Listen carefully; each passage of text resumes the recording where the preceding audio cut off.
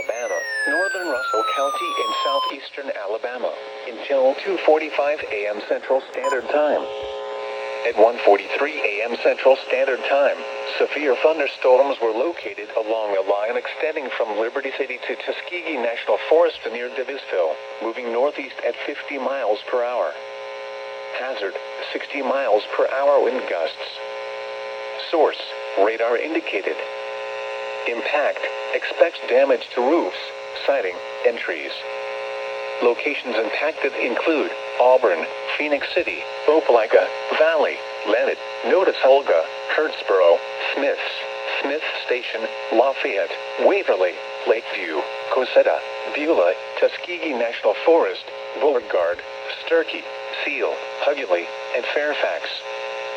For your protection, move to an interior room on the lowest floor of a building. A tornado watch remains in effect until 4 a.m. Central Standard Time for southeastern and east central Alabama.